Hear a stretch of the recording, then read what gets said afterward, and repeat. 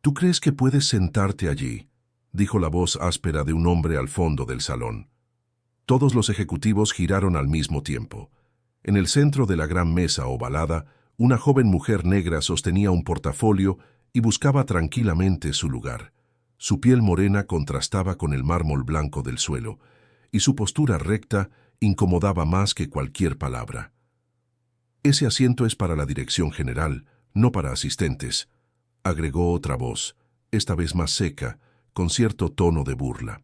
Nadie rió, nadie la defendió. El silencio fue su único aliado. Ella no respondió. Con la serenidad de quien ya ha escuchado demasiado, colocó su portafolio frente al respaldo con su nombre impreso: Valeria Montoya, presidenta interina de Innovatec LATAM. La escena duró segundos, pero dejó cicatrices profundas. Aquel gesto de desprecio, disfrazado de protocolo, era la prueba viva de lo que todos pensaban, pero nadie se atrevía a decir en voz alta. No creían que Valeria debía estar ahí. No por falta de méritos, sino por exceso de estigmas. Valeria tenía 32 años, pero su historia comenzaba mucho antes, en los pasillos apagados de un hospital público, donde su madre trabajaba como auxiliar de limpieza y ella hacía sus tareas escolares sentada en un balde. A fuerza de esfuerzo, becas y renuncias, estudió bioingeniería. A fuerza de talento y resistencia, fue ascendiendo silenciosamente dentro de una de las empresas tecnológicas más exclusivas de Latinoamérica. Y ahora, por decisión unánime del Consejo, dirigía la filial regional tras la suspensión temporal del CEO por una investigación ética. Pero eso no significaba que todos aceptaran esa decisión. Al contrario, en los días siguientes a la reunión comenzaron las señales. Primero fueron los correos que no le copiaban, luego los informes que desaparecían misteriosamente. Después, las reuniones importantes cambiaban de horario sin aviso. Cada movimiento parecía cuidadosamente calculado para aislarla, para provocarla, para llevarla al límite. Ella tomaba nota. No respondía con gritos, sino con informes. No con quejas, sino con documentos. Pero lo que no esperaba era lo que encontró al revisar el servidor interno durante una noche de guardia silenciosa. Un archivo, oculto entre carpetas técnicas, titulado Plan Omega. Era un memorándum de más de 60 páginas, sin firma, pero con fechas recientes, donde se detallaban estrategias internas para limitar el poder operativo de Valeria Montoya mientras dure su interinato. En lenguaje técnico, se hablaba de neutralización indirecta, presión reputacional y algo más peligroso, activación del protocolo externo. Ese último punto la hizo detenerse. Era una orden para contratar, sin pasar por aprobación del área legal, una consultora de imagen externa que filtraría a medios afines un informe falso sobre supuestos conflictos de interés entre Valeria y una empresa familiar en Cali, una empresa que ni siquiera existía más. Al día siguiente, Valeria convocó una reunión de urgencia. Solo acudieron 5 de los 12 directores. Los otros se excusaron por viajes, problemas técnicos o simplemente ignoraron la convocatoria. Ella no se inmutó. En lugar de enfrentarlos directamente, inició una auditoría interna bajo la cláusula 3.7 del Estatuto de Gobernanza, aquella que le permitía, en caso de sospecha de sabotaje, revisar todas las contrataciones de consultorías realizadas en los últimos 90 días. Durante las siguientes 2 semanas, se encerró con el equipo de integridad corporativa, revisó cada línea de contrato, cada nota interna, cada correo borrado, y entonces encontró la prueba que necesitaba: un contrato firmado por el subdirector financiero, autorizando un pago millonario a una firma llamada Global Frame, con sede en Panamá, por servicios de reputación corporativa. El documento estaba firmado con fecha posterior a la suspensión del CEO, pero sin pasar por comité. No solo eso, al cruzar datos, descubrió que la dueña registrada de Global Frame era una exempleada de uno de los directores ausentes. Todo encajaba. Valeria sabía que debía ser estratégica. Si exponía todo de golpe, se arriesgaba a que destruyeran pruebas o dijeran que estaba exagerando. así que usó el arma más poderosa que tenía, la verdad en boca de los datos. Solicitó una presentación interna al Consejo Ampliado, bajo la excusa de mostrar avances del área de innovación. En realidad, esa reunión sería el escenario de la revelación, pero no se lo dijo a nadie. La mañana de la exposición, entró al auditorio con paso lento y cabeza erguida. Todos los cargos altos estaban presentes, algunos con expresiones de fastidio, otros con miradas vacías. En la pantalla comenzaron a proyectarse gráficos y mapas relacionales. «Hoy no vengo a hablar de innovación tecnológica», comenzó, con voz pausada. «Vengo a hablar de algo más urgente, la integridad institucional». Hubo murmullos. Un par de directores se revolvieron en sus asientos. «Durante mi gestión interina he recibido silencios como respuestas y obstáculos disfrazados de burocracia. Pero también recibí datos.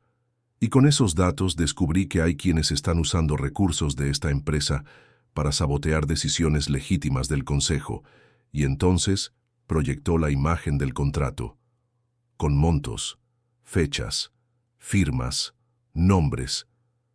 Un silencio denso invadió el salón. Solo se escuchaba el zumbido lejano del proyector. Valeria respiró hondo. No temblaba. No se quebraba. Era la misma niña que hacía sus deberes sentada sobre un balde, ahora desenmascarando a quienes pensaban que una mujer como ella no debía estar allí. «Esto no es personal. Esto es estructural. No me enfrentan a mí. Enfrentan a todo intento de transformación que venga de alguien que no encaja en su molde. Y eso se va a terminar hoy». Uno de los directores intentó interrumpir, pero ella levantó la mano con firmeza. «El Comité de Ética ya ha recibido copia de todo lo expuesto. A partir de ahora, cada decisión de esta dirección será registrada y supervisada públicamente. No quiero venganza, quiero transparencia». Las cámaras internas registraban todo. Aquella presentación se filtró horas después a la prensa económica, y por primera vez Valeria Montoya fue portada, no como presidenta interina, mas como la mujer que enfrentó un sistema que prefería destruir antes que dejarse transformar. Durante los días siguientes, el edificio de Innovatech Latam se convirtió en un campo de silencios tensos y miradas contenidas. Nadie hablaba abiertamente del escándalo, pero todos sabían lo que estaba ocurriendo. Los pasillos, antes dominados por conversaciones triviales sobre métricas y lanzamientos, ahora murmuraban nombres, teorías y consecuencias.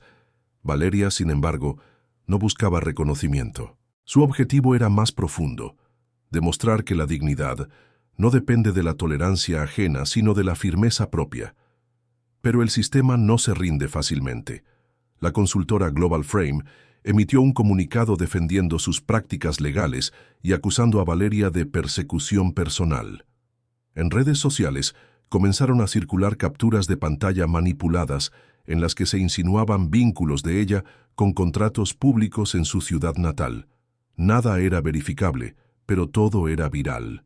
Un conocido periódico publicó una columna titulada «¿Está preparada Latinoamérica para un aseo afrodescendiente?». Valeria no respondió públicamente. En lugar de eso, se centró en blindar sus avances. Convocó a jóvenes ingenieras del área de desarrollo, con perfiles subestimados, y las integró en comités que antes eran exclusivos. Abrió las puertas a proveedores independientes ignorados por el sistema anterior. Implementó un sistema de votación digital anónimo para que los empleados denunciaran sin miedo. No hablaba de equidad, la practicaba. Una tarde, al regresar a su apartamento, encontró una nota anónima bajo su puerta. No tenía firma. Solo una frase escrita con marcador rojo. «Si sigues cavando vas a encontrar lo que no te conviene». No llamó a la policía. La amenaza era clara, pero no nueva. Valeria había crecido en un barrio donde las advertencias se colgaban en las puertas como coronas negras.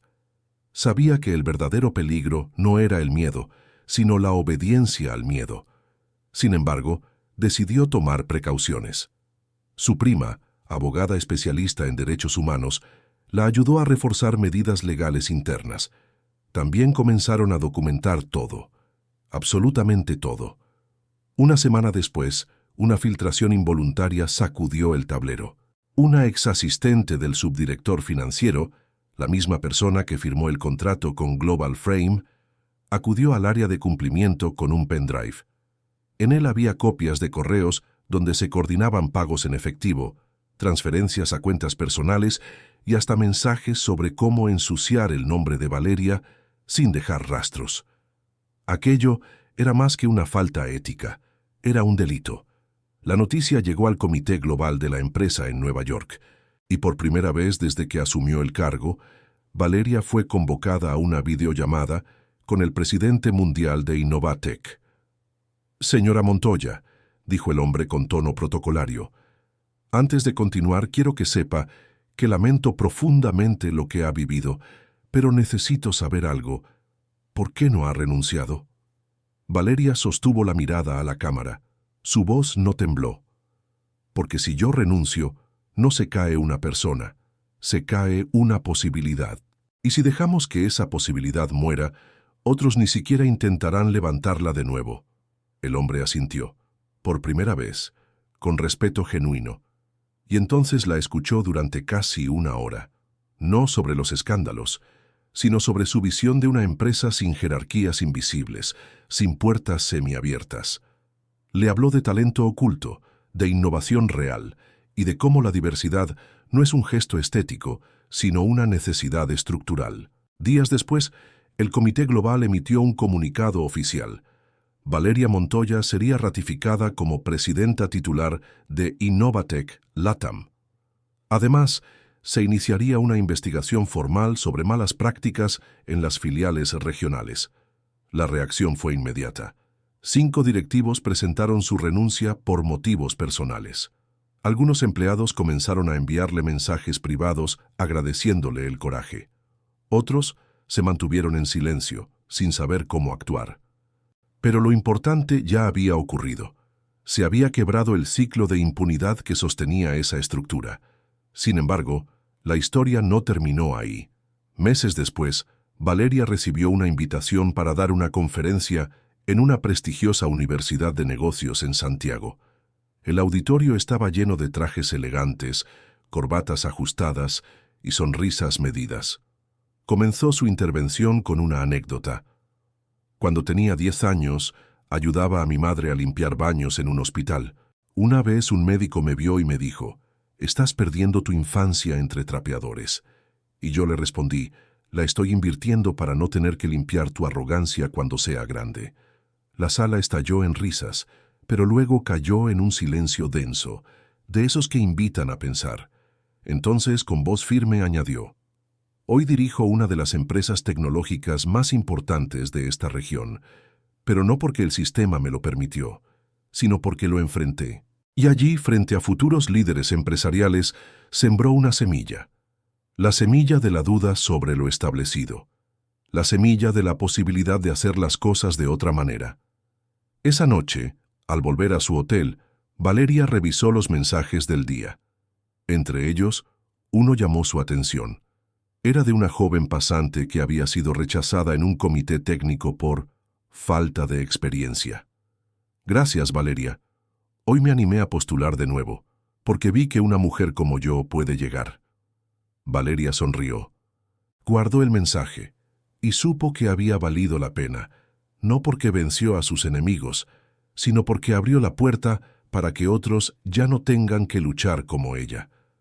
A pesar de la victoria institucional, la verdadera transformación no ocurre con comunicados ni conferencias. Requiere tiempo, requiere fricción y, sobre todo, requiere presencia. Valeria entendía eso. Por eso decidió hacer algo impensado para alguien en su cargo. Caminó por cada uno de los 17 pisos del edificio corporativo durante una semana, saludando a cada empleado, escuchando sus dudas, tomando nota de sus ideas. No llevaba guardaespaldas, no llevaba asistentes, solo una libreta negra y sus propios pies. A algunos les incomodó, otros pensaron que era una estrategia de imagen, pero quienes la miraban a los ojos sabían que era otra cosa. Era alguien que ya había vivido la invisibilidad y no quería perpetuarla desde otro lugar. Durante una de esas caminatas, en el sótano donde funcionaba el área de mantenimiento, conoció a don Emiliano, un electricista que llevaba 22 años trabajando allí. Tenía manos curtidas y una voz tan grave como cálida. Le ofreció un café y entre cables y herramientas le dijo algo que la marcó. «Sabe, jefa, yo la vi el día que entró a trabajar aquí, hace años. Todos decían que no iba a durar ni 6 meses. Y mírela ahora. Usted no se subió al tren. Usted cambió la vía». Valeria no respondió, solo sonrió con humildad, pero esa frase la acompañaría como una brújula silenciosa durante mucho tiempo. Mientras tanto, en las oficinas superiores no todos estaban conformes. Un pequeño grupo de socios tradicionales, afectados por la nueva distribución de contratos y la eliminación de privilegios históricos, comenzó a presionar para limitar las funciones de la presidencia.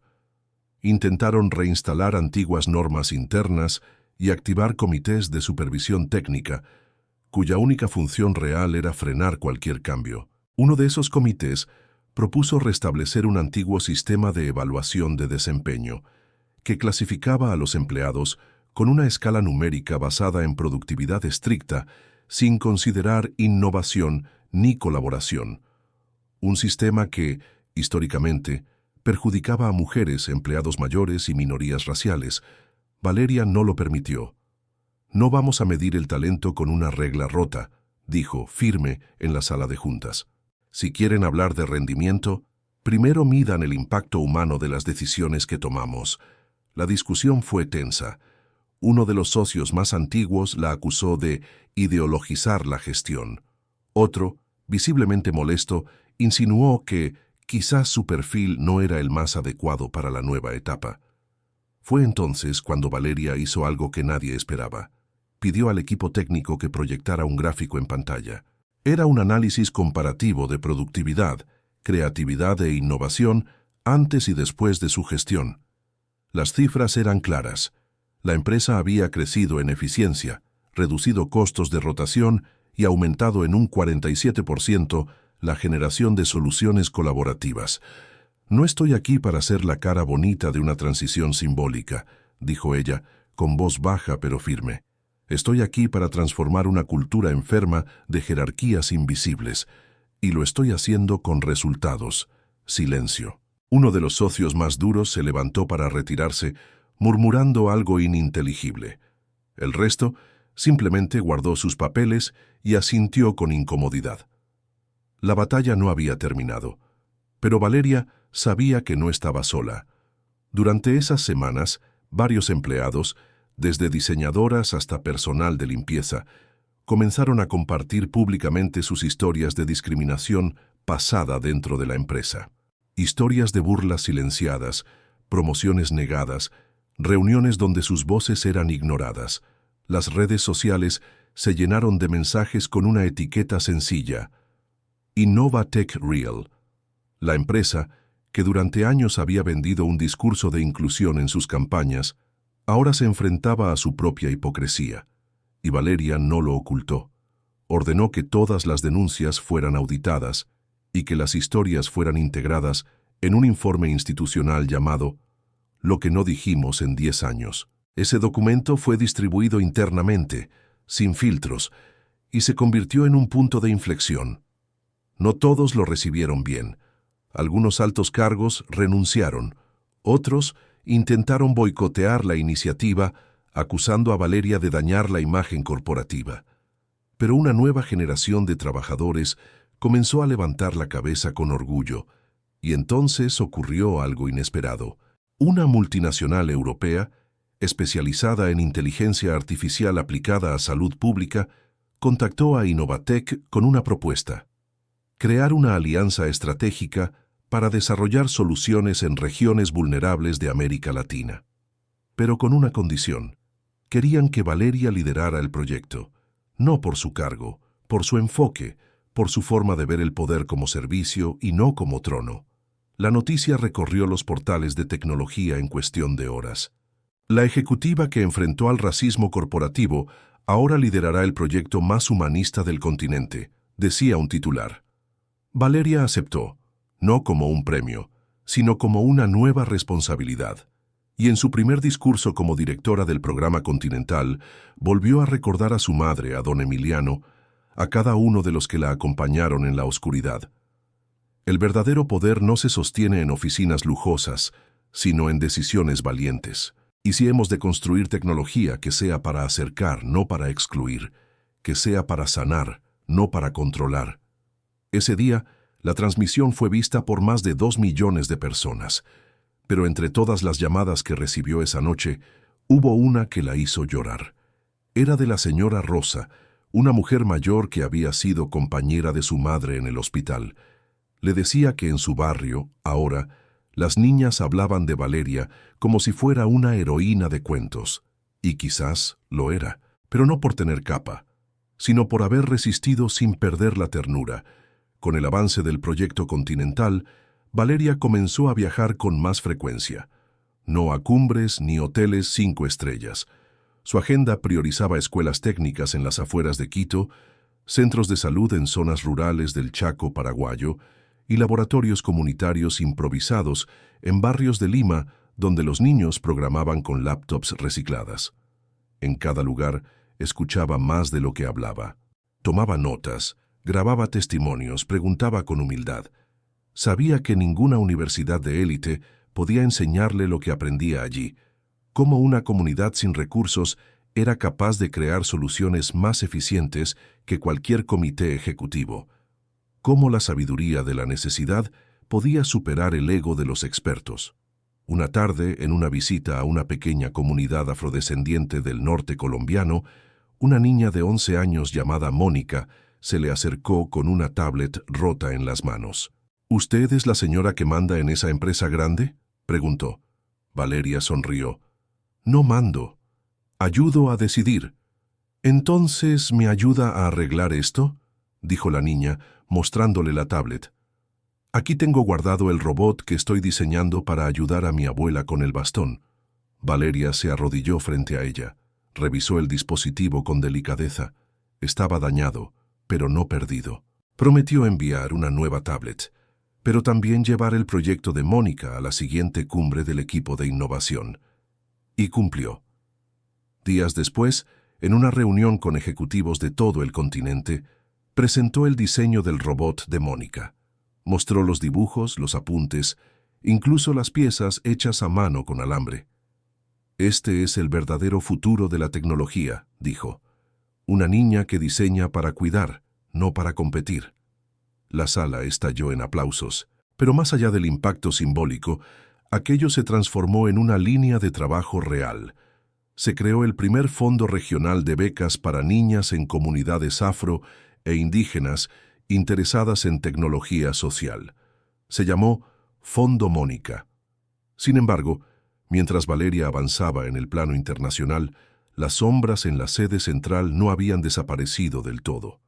Un nuevo director regional fue asignado por la Junta Global sin consultar a Valeria.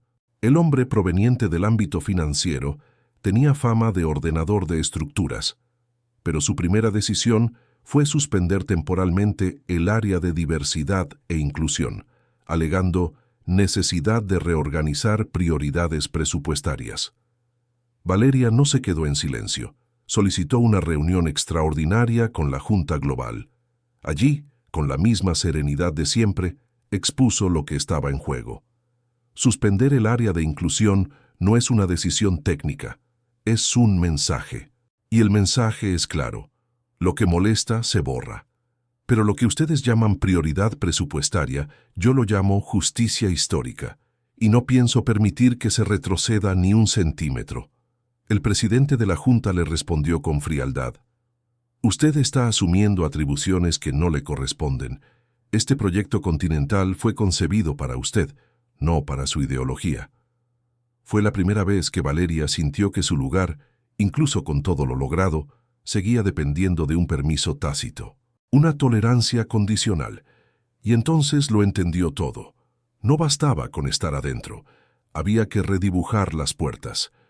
Horas después, presentó una propuesta formal de escisión del programa continental, crear una entidad autónoma, sin subordinación a los intereses corporativos, financiada por inversores sociales y fondos regionales, una organización independiente, con gobernanza diversa y arraigo comunitario.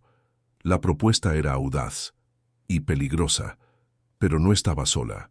Docenas de ingenieras, investigadores, jóvenes líderes comunitarios y ex-colaboradores se sumaron públicamente a la iniciativa. En pocas semanas se recolectaron más de 500.000 firmas de apoyo. Varios países ofrecieron respaldo diplomático.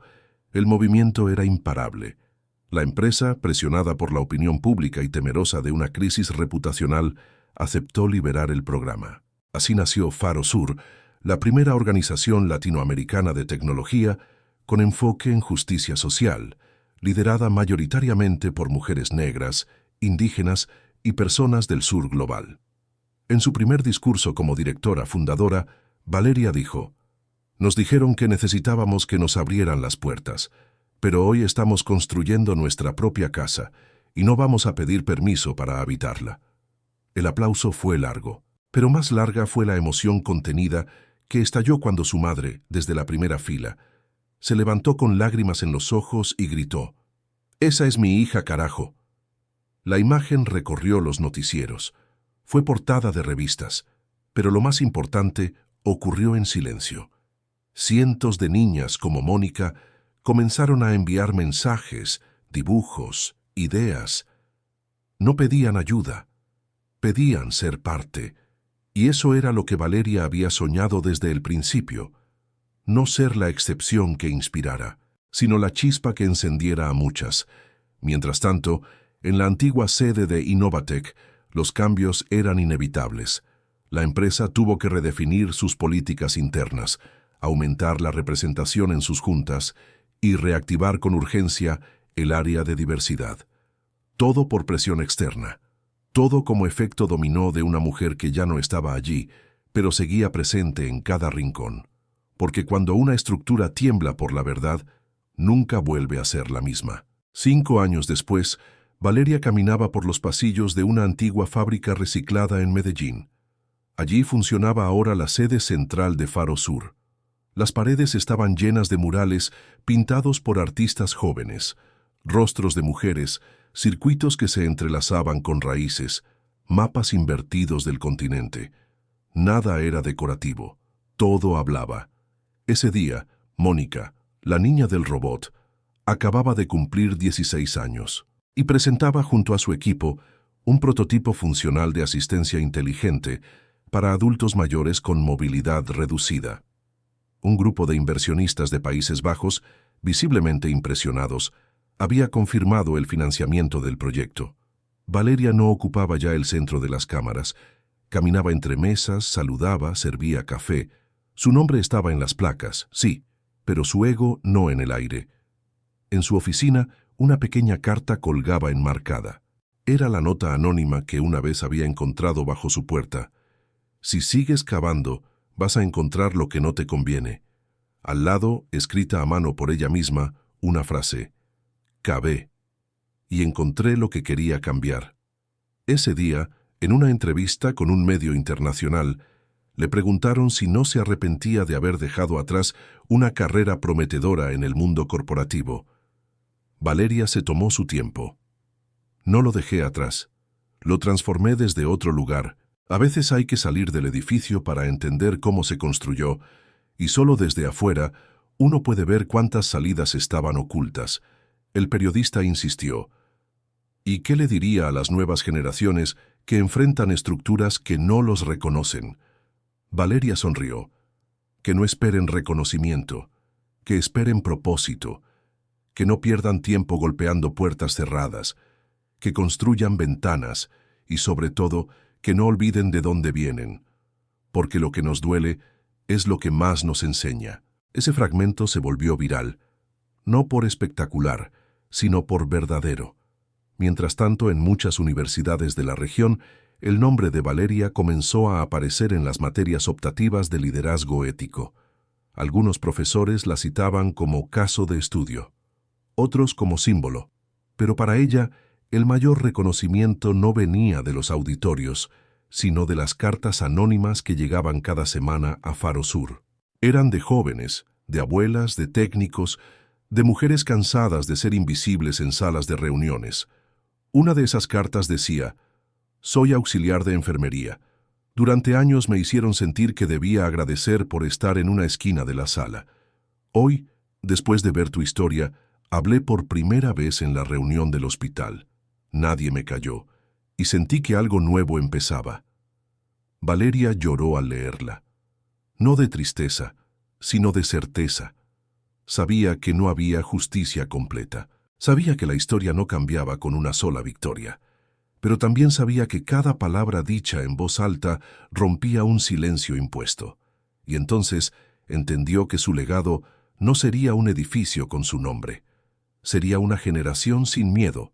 Una tarde, mientras esperaba en la estación de tren de Buenos Aires rumbo a una charla con cooperativas tecnológicas, se sentó junto a una mujer mayor que tejía en silencio. «Usted es la que sale en la tele», dijo la señora sin mirarla. «La que echó a todos los jefes malos». Valeria rió con dulzura. «No los eché, solo les mostré el espejo». «¿Y no le dio miedo?» «Mucho, pero más miedo me daba parecerme a ellos si me quedaba callada». La mujer asintió. Sacó una pequeña pulsera tejida en colores tierra y se la dio. «Tome, para que no olvide que a veces las tramas más fuertes se hacen de hilos invisibles».